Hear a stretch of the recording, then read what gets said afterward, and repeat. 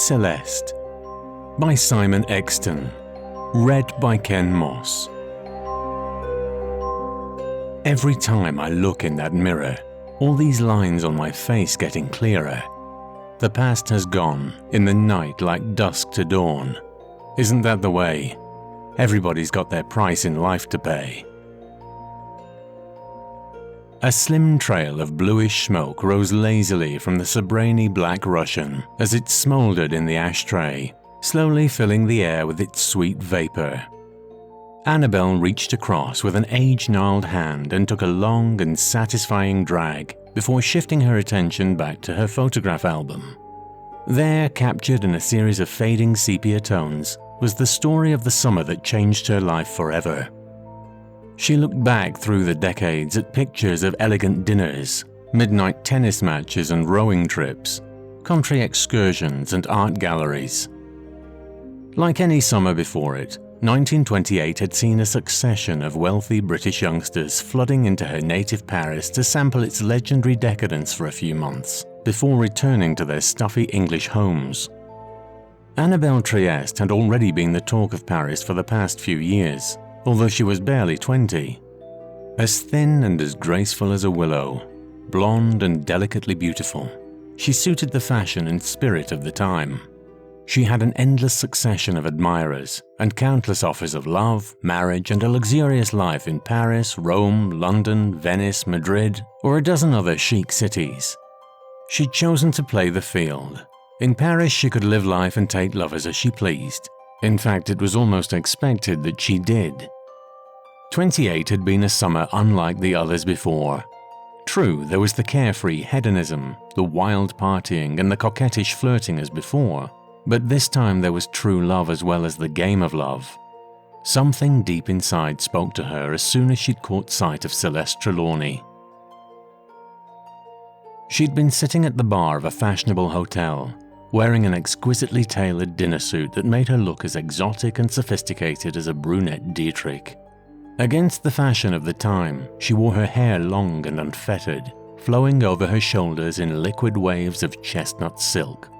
The very fact that she was there unchaperoned was shocking enough, but the blatant invitation in her eyes as soon as she saw Annabelle was nothing short of scandalous.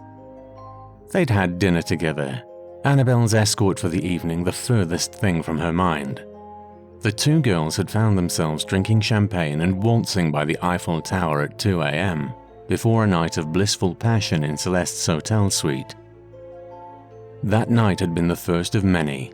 They'd hardly left the suite for a fortnight as they forged a bond as strong as any marriage vows. Then the game of love had begun again in earnest as they'd taken lovers, both men and women, to their bed in a series of passionate ménages, but always finding the ultimate solace in each other's embrace. At the end of the summer, Celeste had stayed in France, and the two women moved to a small pension in Bordeaux. Next summer, they'd return to Paris, but the dizzy swirl of lights and music paled into mere gaudiness compared to the tranquil splendor of the country. They moved back to Bordeaux, to the vineyards and balmy nights and honey-sweet air. Of course, by then, she'd known Celeste's secret, the reason why she shunned the daytime. Celeste's appetite could not be sated by the rich red wines of the region, but by the dark liquid that flowed in the veins of her human victims. Celeste was careful. Most of the time she merely sipped from the sleeping servants, or drove miles from home to sate herself fully with a kill. But her favorite draught was always from Annabelle herself. It was as if there was some sacred ritual they performed every few weeks. Celeste's bliss at the rich crimson gift, and Annabelle's passionate frenzy as this intimacy heightened the ecstasy of their lovemaking immeasurably. The strange chemicals in Celeste's saliva flooded Annabelle's blood and brain like the rarest and most hypnotic of drugs. They'd been sharing this intimacy for over half a century, and it was still as spellbinding as ever. Turning the page, the years of memories flooded past. Nearly 10 years in the valley spent in blissful contentment had passed in a heartbeat. If Celeste had noticed that Annabelle was aging, she said nothing. But Annabelle knew herself. She could see that Celeste still had the face and body of a teenager. while the passing years were taking their toll on her. The lines and wrinkles were few and only small, but they were there. Then, suddenly, all hell had broken loose.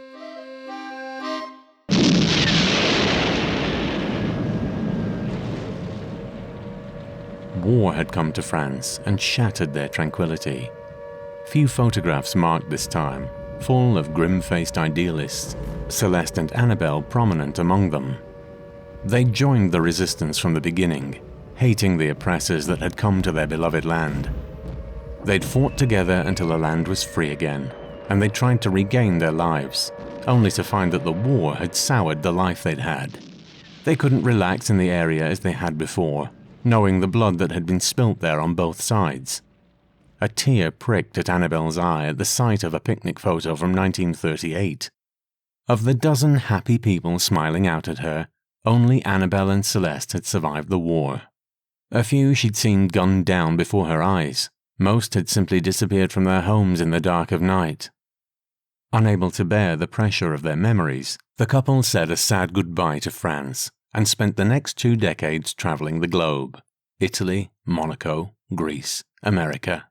There were a few pictures from the Aoka rebellion on Cyprus, but the women found they could not summon up the passion that they'd felt in the struggle to liberate their own homeland. Finally, they moved to the land of Celeste's birth, England.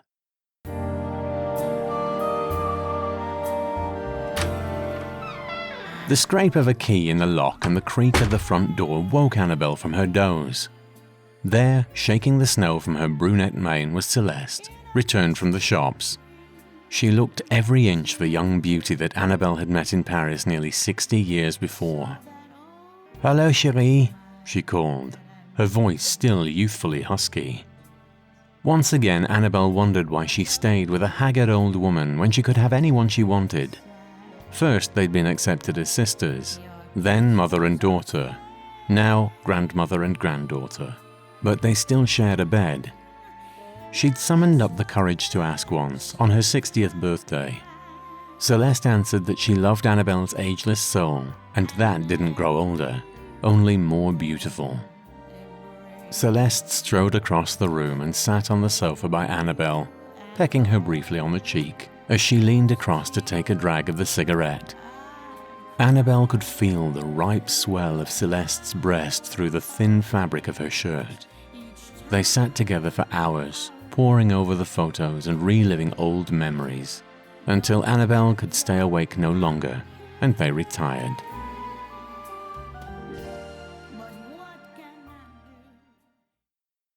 Jasper Cornell peered out of his bedsit window, the lenses of his binoculars peeping through the drawn curtains. He considered himself a student of human nature, possibly the next Desmond Morris. He told his brother Gareth the copious notes and photographs he took, the dossiers he compiled on his neighbours, were research notes for his book. But this didn't even fool Gareth. He knew that Jasper almost never left their musty-smelling room, venturing into the outside world only to cash his gyro and buy the essentials of food, fresh notebooks, and film. The dossiers were the sum total of Jasper's life. For all Jasper's isolation, Gareth's was more pronounced. He left the house only once a fortnight, to cash his gyro. If Jasper had been able to do that for him, Gareth would not have set foot outside for years. The small room he shared with his twin brother reminded him of the comfort and security they'd felt at St. Anne's. The boys had been diagnosed as paranoid schizophrenics in infancy and committed to the St. Anne's Asylum. Parental visits had always been infrequent, and with the arrival of the boys' baby sister in their 11th year, had stopped altogether. They'd grown up in the safe, regimented confines of the asylum, protected from the outside world and it from them. Staff rotation meant that the only constancy in their lives had been each other and the building in which they lived. Then, with the advent of the Care in the Community program, the twins had been expelled from their home to fend for themselves in an outside world they knew nothing about. A dingy bedsit had been found for them, but otherwise they'd been abandoned by the authorities. Tonight, the object of Jasper's fascination was the gorgeous young woman who'd recently moved into the house opposite with her grandmother. She'd become his fixation, watching her coming and going through his binoculars. He was so fascinated that he'd actually ventured outside to catch a glimpse of her in the flesh. Then he saw the light flicker off downstairs and knew that the girl must be going upstairs to bed. It was nearly 5 a.m., and he knew that the old woman must have been asleep for hours. He dressed warmly, cramming his woolen hat onto lank and greasy hair as he left the building. It took him scant moments to skirt round to the alley behind the girl's house, where he clambered up a ladder he'd left out the night before, and positioned himself on the shed roof in the shade of a large yew tree. He watched in rapt fascination as he saw a bedroom light flash on, and the girl walked into the room, followed by the old woman. His excitement mounted as he watched the girl peel off her shirt. He dragged out his camera and started preserving the event for his file, the camera shaking as he fought to control his own lust. He watched her shrug herself out of her jeans. The old woman sat down on the bed, already dressed in a nightgown, and the girl, now gloriously nude, crossed the room and sat behind her. Her legs entwined the old woman, and, gently pulling the white hair out of the way, she pushed her head to one side. Through the magnifying magic of the camera lens, Jasper watched as the girl's fangs broke into the old woman's throat and she started to drink. After a moment that seemed to last eternity, the old woman collapsed onto the bed, a rich red trail running down her neck and onto the nightgown. Horrified, Jasper preserved the entire event on film before rushing back home and lying shaking on his bed, quaking in fear and lust. "Thank you, Cherie," whispered Annabelle, as Celeste climbed into bed and switched off the light and wrapped her lithe body around Annabelle's. "Damn," said Celeste, as she realized that the curtains were open. She wasn't worried about the neighbors spying. They'd been careful when choosing this house to get one with very overgrown hedges, but she was worried about the morning sun. She couldn't afford to make a mistake like that.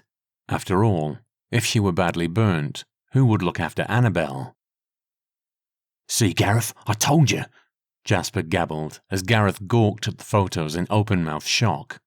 "She's a vampire, and she's holding that old woman hostage and feeding on her."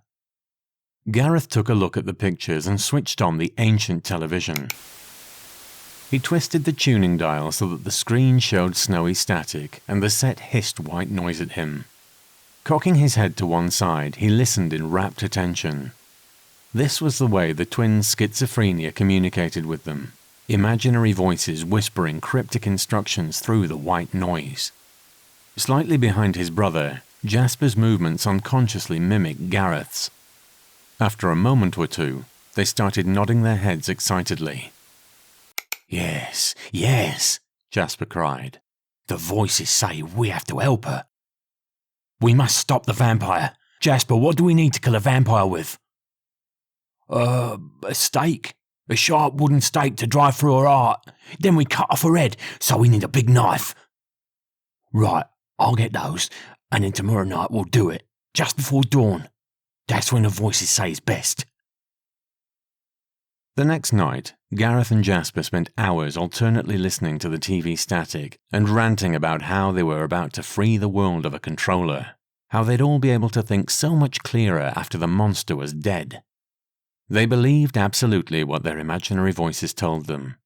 Jasper thought that he and Gareth would be able to handle the fiend, especially if her poor victim could help them at all.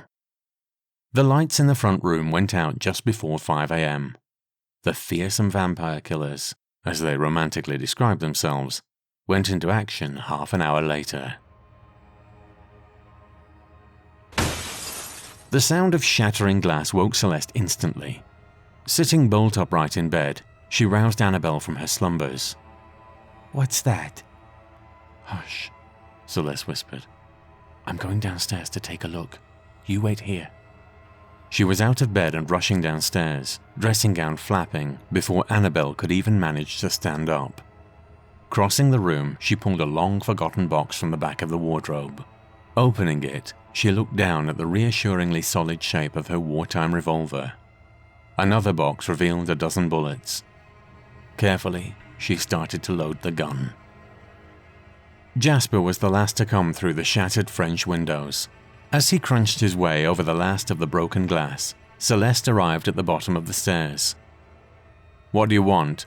she demanded, before her nose was assailed by the strong scent of garlic, along with a smell of unwashed clothes almost as strong.